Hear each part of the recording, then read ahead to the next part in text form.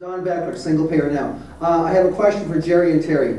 I'm a little nervous. I mean, I'm obviously opposed to this anti-choice stuff and to the potential taxing of Lamborghini plans or whatever. Okay, so I'm a little concerned though that if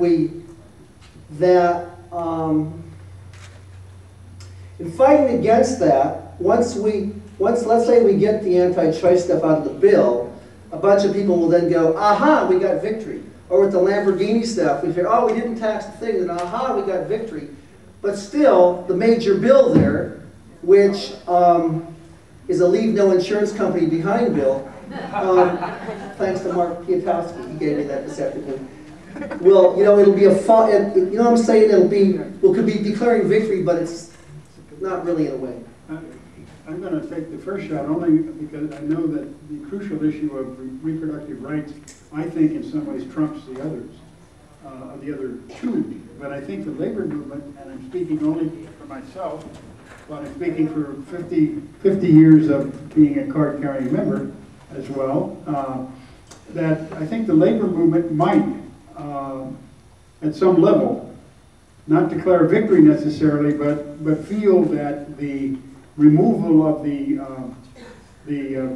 benefits taxation and some form of a public option which is discernible, let me put it that way, not perhaps robust, I think Michael would agree, discernible might even do for some folks, that they may well say, well, that's as good as we can get and we don't want to alienate our friend in the White House. I think that is probably the reality that... What friend in the White House? Good question, but there are those who have this long-time access over principle agenda.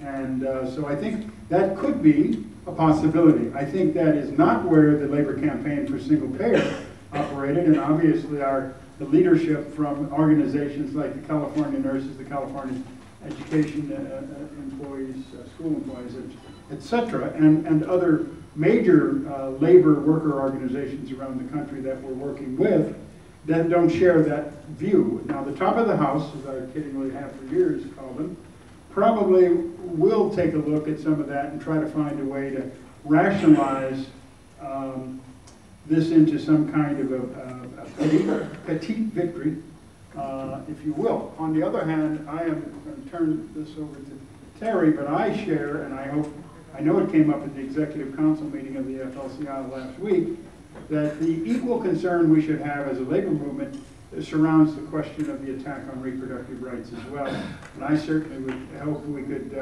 develop a movement to remove Hyde from existence as well. First, we got to get rid of. Yeah, I think just thinking about the single issue women's organizations, the ones that are just strictly about choice, I am dedicated to working with them to not allow them to peel off if they simply get the bad stew pits out. For one thing, I'm having to work very hard with them to try to strip Hyde out. That's actually tougher for our side. But there's no question that the National Organization for Women, which is a multi-issue as well as multi-strategic organization, will not. It will not. We've believed in single payer. We've had policy for single payer since 1993, and so we're not just getting the Stupak pits or even Hyde out of there is not going to do the trick for us. I will say this about the union movement: we know that unions, in order to grow, must organize women. More women must come into the union movement, and I look forward to working with the labor movement to have labor.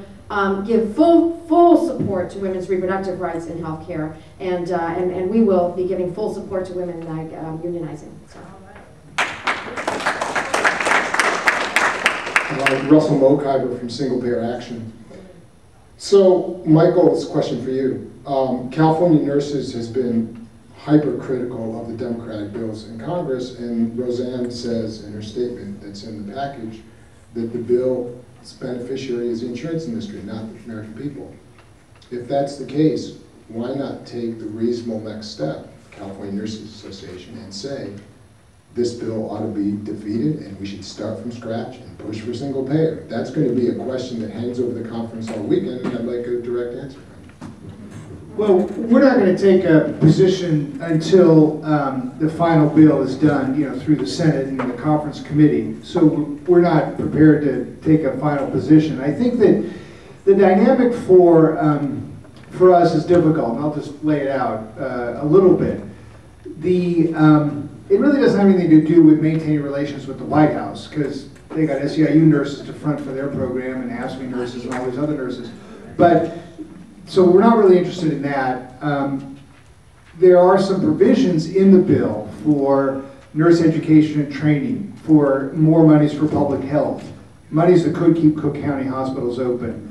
There's money, the expansion of Medicaid to 150% of poverty level is not insignificant. So there are aspects of the bill that if, for example, the Stupak amendment were taken out, we would never support it under any circumstances, but would make it difficult for us to urge people to vote no. If those provisions may stay in the bill and the Stupak goes out, then we'll take a look at it. It'll be a decision made by our executive committee, probably not our board of directors, because they won't meet at that point. But to be straight up with you, Russell, I think it's unlikely that we'll be urging people to vote no on it if those things happen. I mean, I'll just be honest with you.